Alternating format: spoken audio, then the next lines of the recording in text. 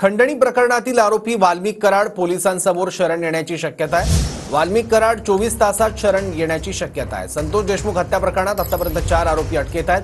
3 आरोपी अजूनही फरार आहेत। हत्येतल्या फरार तिन्ही आरोपींचे हातांचे ठसे देखील जुळल्याचं सूत्रांची माहिती आहे। मोबाईलही जप्त करण्यात आले आहेत। कॉल लॉगमध्ये बड्या नेत्याच्या फोनची नोंद असल्याचंही बोललं जात आहे।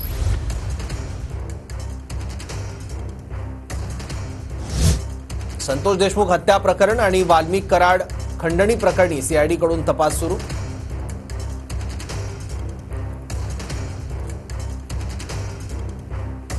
संतोष देशमुख हत्या प्रकरणात आतापर्यंत 4 आरोपी अटकेत, 3 फरार।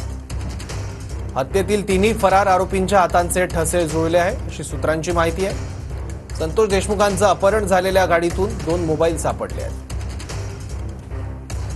दोन्ही मोबाईल धाराशिव जिल्ह्याच्या वाशी परिसरात सापडले आहेत।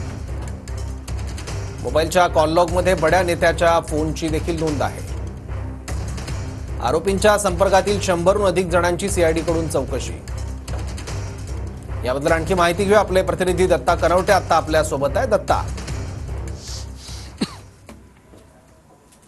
नक्कीच सौरभ, आज वाल्मिक कराड या सगळ्या खंडणी प्रकरण आणि संतोष देशमुख हत्या प्रकरणा संदर्भात जी काही चर्चा होते त्या प्रकरणामध्ये वाल्मिक कराड आज सरेंडर करण्याची शक्यता व्यक्त केली जाते आहे। मस्साजोग परिसरामध्ये आवादा एनर्जी लिमिटेड या कंपनीकडून पवनचक्क्या उभारण्याचं काम सुरू होतं, मात्र या ठिकाणी काम करण्यासाठी 2 कोटी रुपये द्यावे लागतील अशा स्वरूपाची मागणी करण्यात आली होती। त्यानंतर आवादा कंपनीचे मॅनेजर सुनील शिंदे यांनी केज पोलीस ठाण्यामध्ये गुन्हा दाखल केला होता, ज्यामध्ये वाल्मिक कराड, सुदर्शन घुले आणि विष्णू चाटे यांच्यावरती खंडणीचा गुन्हा दाखल केला होता। यातल्या सुदर्शन घुले या आरोपीचा संतोष देशमुख हत्या प्रकरणामध्ये सुद्धा समावेश होता। त्यामुळे हे सगळं प्रकरण जे आहे ते गंभीर बनलेलं आहे।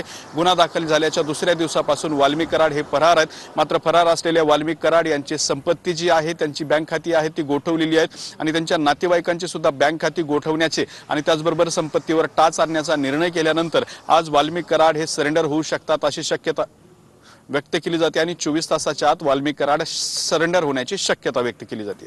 ठीक आहे दत्ता, धन्यवाद या माहितीबद्दल।